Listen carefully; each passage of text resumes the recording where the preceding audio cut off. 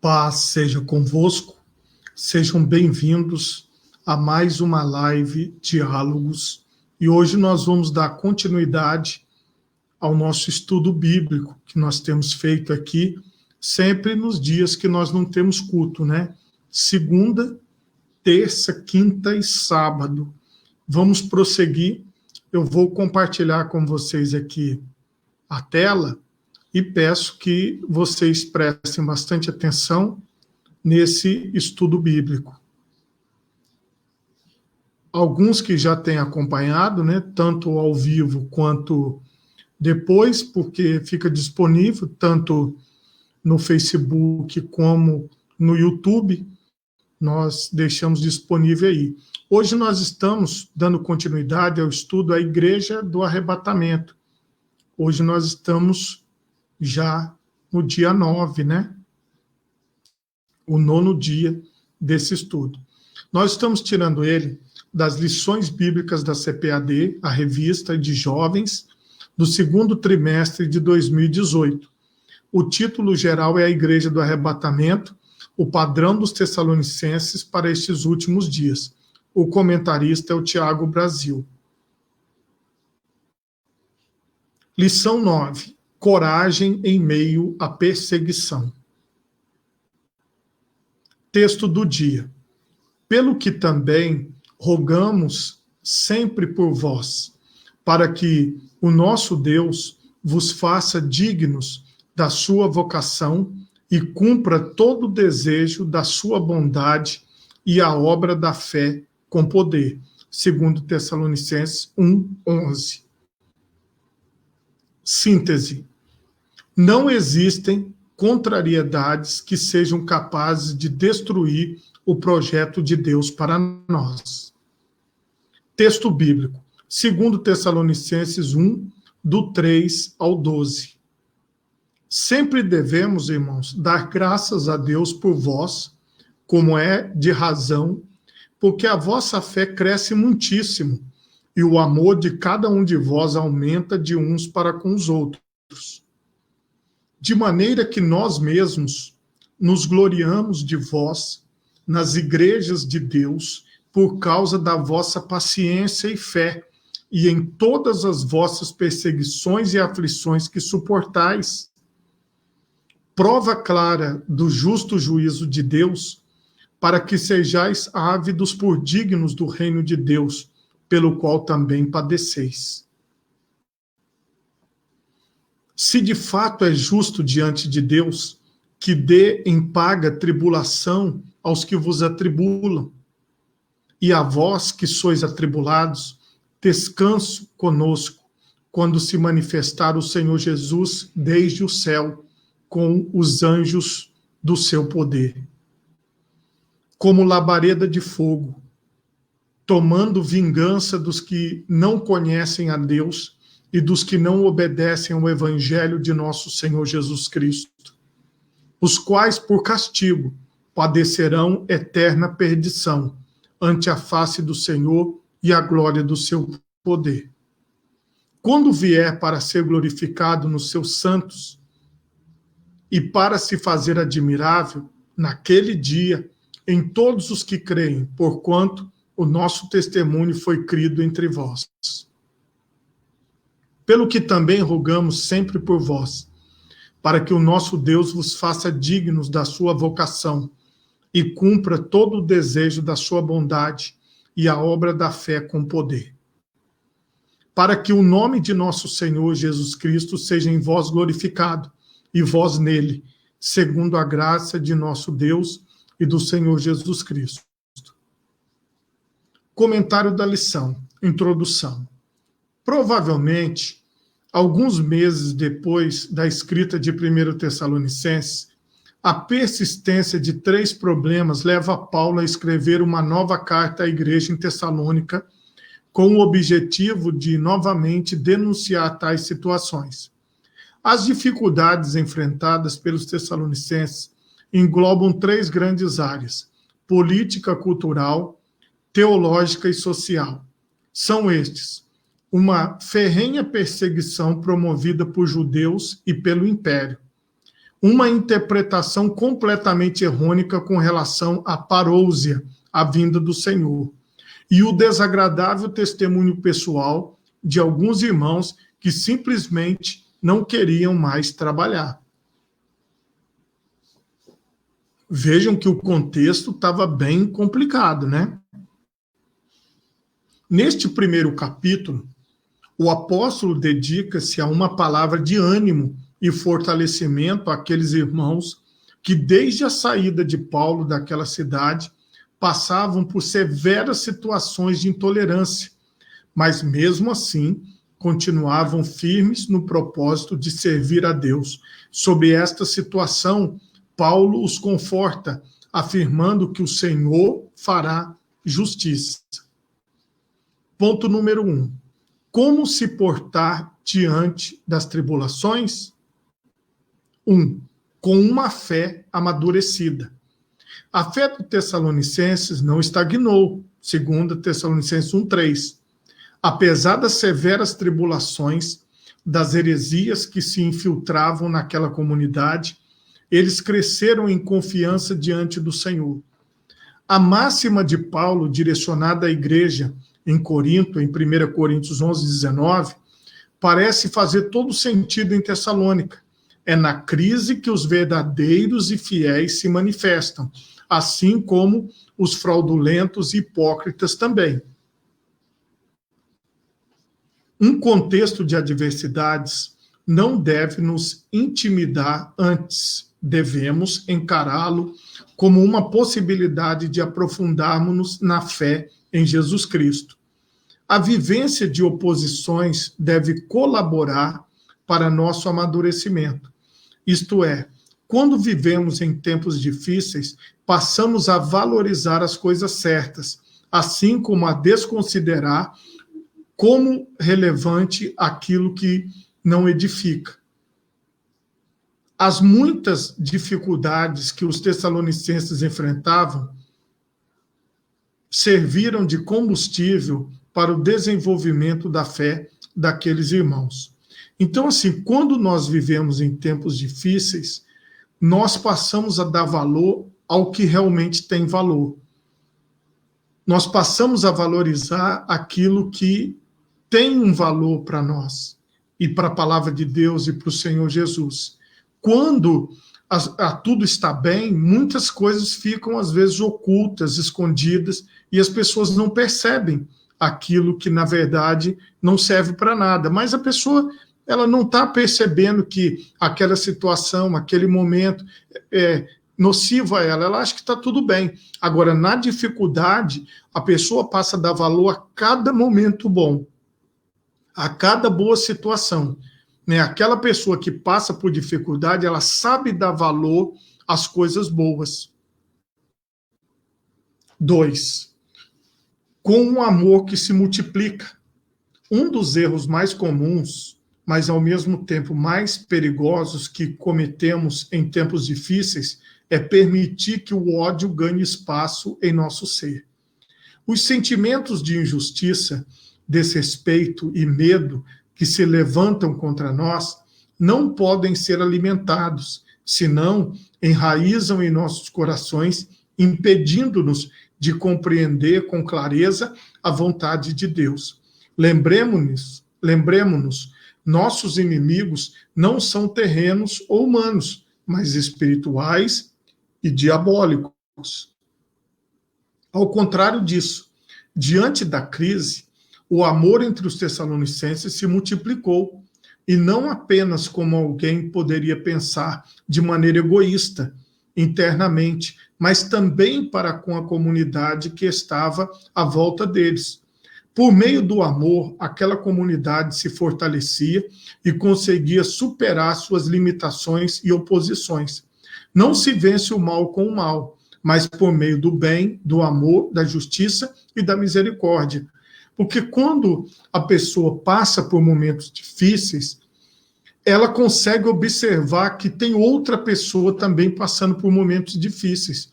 Nós vemos, nesta situação que o mundo vive hoje, né, de crise na área da saúde, na área financeira, que às vezes aquela pessoa que tem pouco é a que divide. porque ela sabe o quão importante é, às vezes, 2 quilos de arroz, 1 quilo de feijão. Então, aquela pessoa, às vezes, que tem 2 quilos de feijão, ela divide, ela doa 1 quilo e fica só com 1.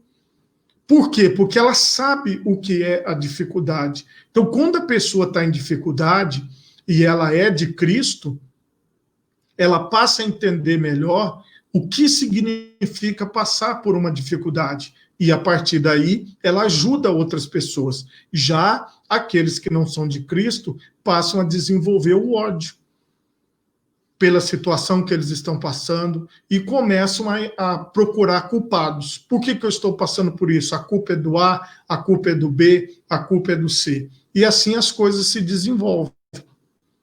3. Com uma paciência inspiradora. A reação daquela jovem igreja perante tantas tribulações era exemplar. O próprio apóstolo testemunha que durante sua estadia em outras igrejas daquela região, a postura dos irmãos em Tessalônica servia de inspiração. De modo especial, Paulo fala sobre a paciência daquela comunidade que, mesmo em meio a perseguições e aflições, persiste pacientemente confiando em Cristo. Este é o segredo de uma vida vitoriosa. Nunca agir precipitadamente em momentos de tensão, mas, ao contrário, orientar-se por uma postura paciente. Nossa paz não se deriva de posses, poderes ou palavras. Temos a capacidade de parcimoniosamente enfrentar os percalços da vida, porque temos um supremo alívio vindo do Senhor. A paciência dos tessalonicenses, que se fundamentava numa fé inabalável no amor de Deus, deve inspirar-nos a crer que nenhum problema é capaz de mudar o que o Senhor sente por nós. Eu acho bastante interessante que esse elogio que o apóstolo Paulo faz à igreja é algo até, assim, que nós temos que observar.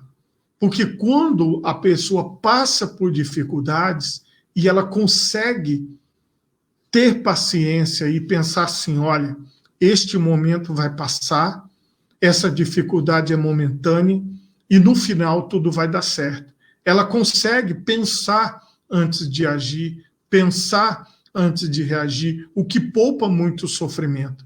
Às vezes, as pessoas que se revoltam, como infelizmente muitos pregadores acabam ensinando as pessoas a se revoltarem contra a situação, a se revoltarem contra tudo, isso acaba levando a pessoa para um abismo.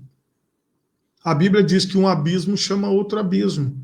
Então, a pessoa, quando ela está em dificuldade, não adianta ela querer resolver tudo na mesma hora, porque não vai acontecer. Existe um tempo para que as coisas se resolvam. E aquela igreja demonstrou paciência em meio à tribulação. Pense, não somos chamados para sermos cristãos infantis. Ponto importante. Em tempos de ódios culturais aflorados, precisamos, mais do que nunca, ser multiplicadores do amor. Segundo ponto. O que esperar em tempos de tribulação? 1. Que a tribulação converta-se em instrumento de testemunho de nossa fé. Levando em consideração tudo que aquela igreja enfrentava, muito especialmente a intolerância por parte da população local, o que poderia garantir que eles estavam no caminho certo? Esse é um sério questionamento com o qual comumente nos deparamos em tempos de adversidade. Será que estou fazendo as escolhas corretas? Já que no meu redor que as pessoas estão dizendo que não? Que garantias tenho que Cristo está comigo se estou enfrentando tudo isso? São perguntas que nós nos fazemos nos momentos de dificuldade. A resposta para estas questões, segundo o próprio Paulo afirma, são as tribulações. Isto é, as lutas que enfrentamos e superamos com paciência e fé, é o testemunho que fala mais alto acerca de nossa espiritualidade e dignidade em Cristo. Não devemos procurar problemas, todavia, não devemos temê-los quando esses chegam, pois Cristo está conosco. Toda essa dificuldade, ela vai passar. Toda essa luta, ela vai ter um fim. É como se fosse uma tempestade. Ela vem, causa um estrago, mas depois ela passa. E aí é a hora de reconstruir as coisas. 2. Que a devida justiça seja exercida sobre os perseguidores. Em um contexto ostensivo e de ferrenha oposição, devemos ter a certeza de que o Senhor está ao lado do justo e que por isso o ímpio jamais prosperará. O aparente bem-estar do injusto não deve angustiar nossos corações, pois a estabilidade de tal felicidade é frágil e de rápida desestruturação. A alegria de descanso que o Pai tem programado para nós, todavia, são eternos, estáveis e abençoadores. Então, todos esses problemas que acontecem, às vezes parece que as pessoas que se levantam contra a obra de Deus estão em algum momento melhores, estão bem em vista de quem está passando pela perseguição, de quem está sendo perseguido. Mas como o próprio apóstolo Paulo colocou, o nosso Deus, o nosso Pai Celestial, ele vai se encarregar de resolver esta situação com aquelas pessoas. Não cabe a nós exercitarmos nenhum tipo de justiça própria ou justiça particular ou coletiva dos homens. Nós temos que crer na justiça de Deus. Não nos cabe a execução de nenhum juízo, e sim a prática cotidiana da justiça. A ação de julgar é exclusiva do Pai. Quanto a nós, basta nos acreditar que nenhum culpado será tomado como inocente e nenhum puro será condenado pelo Senhor como perverso.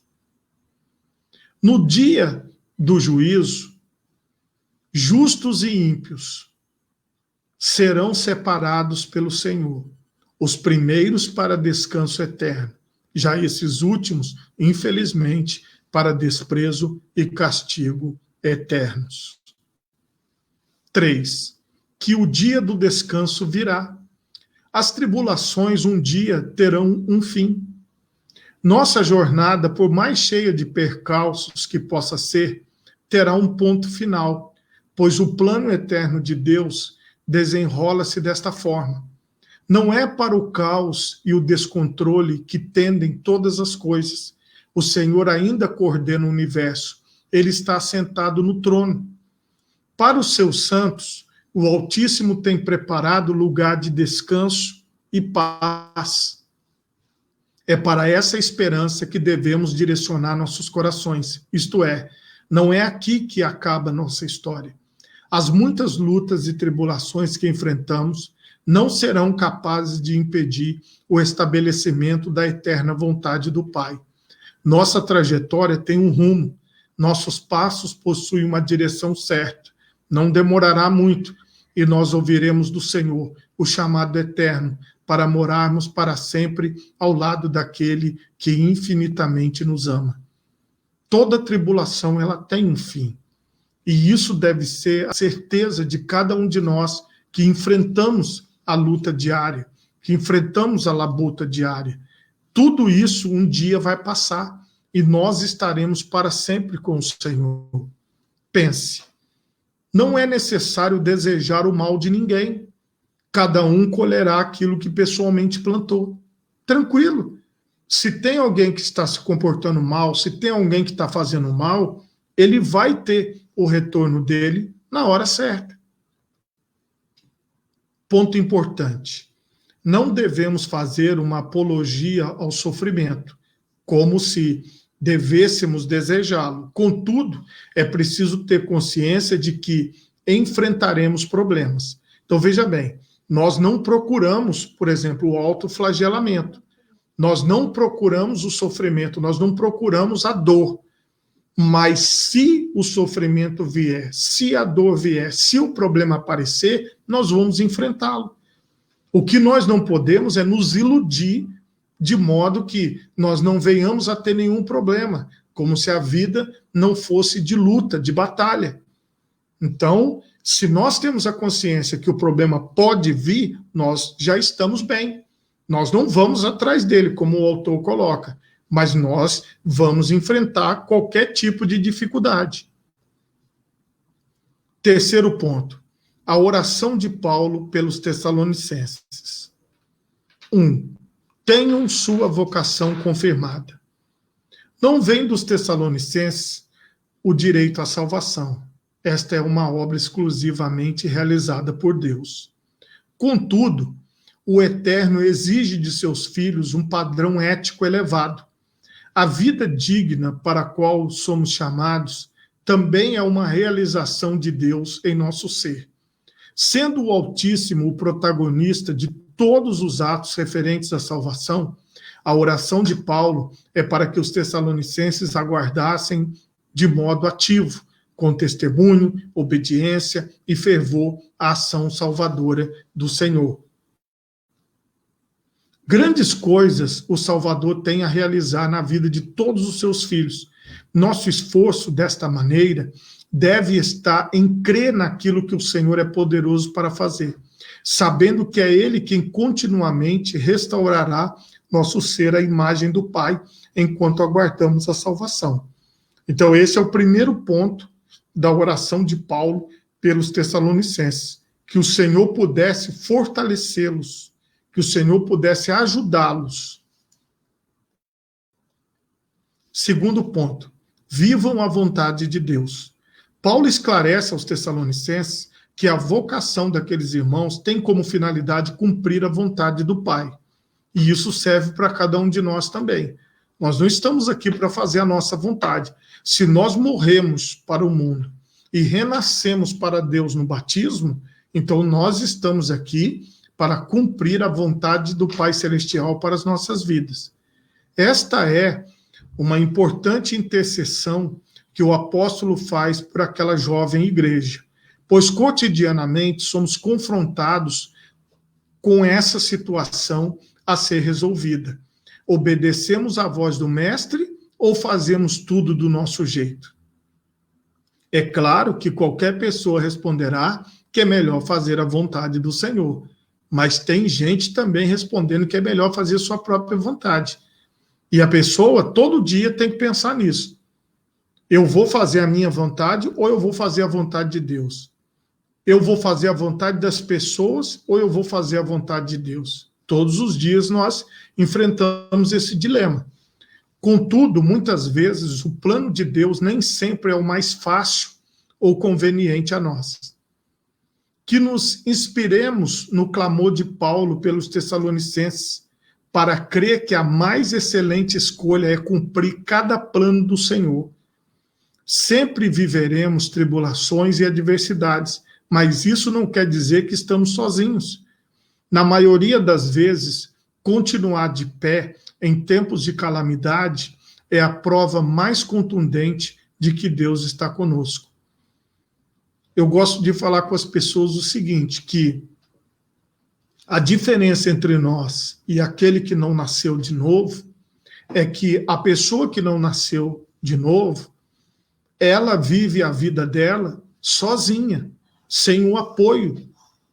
E nós que nascemos de novo, enfrentamos a nossa vida, as tribulações, as dificuldades, mas com a presença do Senhor. Nós não estamos sozinhos nessa jornada. 3.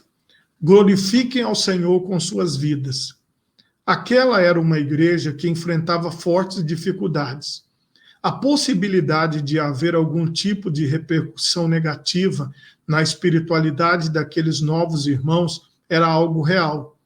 Todavia, a intercessão de Paulo pelos Tessalonicenses relacionava-se no sentido de que estes reconhecessem que suas vidas tinham como finalidade a glória de Deus, e por isso não deveriam permitir que nada lhes separassem do amor do Pai. Tal como os irmãos de Tessalônica, Devemos viver de maneira que tudo que façamos seja para o louvor do Senhor. Muito mais importante que glorificar a Deus apenas com palavras ou discursos é viver inteiramente para a honra do Senhor. Como o próprio Senhor Jesus disse, que aquele que ouve as suas palavras e as pratica, ele será semelhante ao homem que construiu a sua casa sobre a rocha, e desceu a chuva e assoprou o vento, e bateram contra aquela casa e combateram contra ela, e ela não caiu. Semelhantemente, Jesus disse que aquele que ouve as suas palavras e não as pratica, será semelhante ao homem que construiu a sua casa sobre a areia. Soprou o vento, desceu a chuva e combateram contra aquela casa, e foi grande a sua ruína. Então aqui, a prática da palavra de Deus nos coloca na posição de firmes na rocha que é Cristo. Pense, a salvação não vem de nós, é uma dádiva de Deus. Ponto importante, somos comissionados para uma vida de doação ao reino e ao seu rei. É assim que nós vivemos, para o reino de Deus e para o Rei dos Reis e Senhor dos Senhores, que é o Senhor Jesus Cristo. Conclusão. Os desafios que aquela jovem igreja enfrentava eram enormes. Se fizéssemos uma avaliação meramente humana da situação, o prognóstico seria dos piores. Todavia, aquela comunidade não andava por critérios humanos, mas por obra de Deus. Inspiremo-nos no exemplo de Tessalônica para enfrentar nossas lutas particulares, sempre crendo que o Senhor é nosso bondoso Pai e que jamais nos abandona. Então, esta foi a nossa leitura de hoje, a nossa meditação de hoje. E eu sempre faço essa meditação assim de forma proposital, dessa maneira, porque eu gosto muito de ler, né? Então eu faço essa questão da leitura. Você veja que nesses poucos minutos nós lemos, né? Você leu comigo, eu li com você. Eu faço essa leitura propositalmente. Eu poderia só pegar os tópicos ou vir aqui e fazer comentários, mas isso aqui também é uma forma, né, de te despertar para a leitura, despertar a sua vontade de ler, a sua vontade de aprender. Eu sempre tive muita revista de escola bíblica, porque o que acontece? A revista de escola bíblica, comparada com o livro, ela é bem barata, né? Então eu sempre comprei as revistas de diversas editoras e sempre li, né? Porque era bem mais barato comprar a revista do que às vezes comprar um livro. É claro que eu sempre li livros também, continuo lendo, mas assim, eu estou pegando isso para que você se desperte a vontade de você ler, de você aprender, de você buscar o conhecimento. Eu louvo a Deus aqui pela vida de vocês que estão acompanhando. A pastora Patrícia fez vários comentários aqui, ó, que eu vou colocar. Ela escreveu boa noite, paz seja com todos. Escreveu também aqui o nome de algumas pessoas. E escreveu, mas eu escolho Deus. Escreveu aqui, nunca vamos agradar a todos. E a Conceição Gomes de Oliveira escreveu, aleluia. Bom, eu agradeço a todos vocês que estão acompanhando aqui ao vivo. Louvo a Deus pela vida de todos que vão também acompanhar depois, e que Deus abençoe a sua vida, que Deus esteja com você a cada dia, e até o próximo estudo bíblico, a próxima entrada ao vivo. Ouvi aqui também que o nosso irmão Juarez apareceu aí, ó, boa noite. Não sei se é o Juarez ou se é a Ana Júlia, que de vez em quando usa lá, mas Deus abençoe quem tiver aí, amém? A pastora Patrícia escreveu também, a leitura traz conhecimento, é verdade. Meus irmãos, que Deus abençoe a vida de todos vocês e até a próxima live, que, se Deus quiser, será amanhã, tá bom? Tchau, paz seja convosco.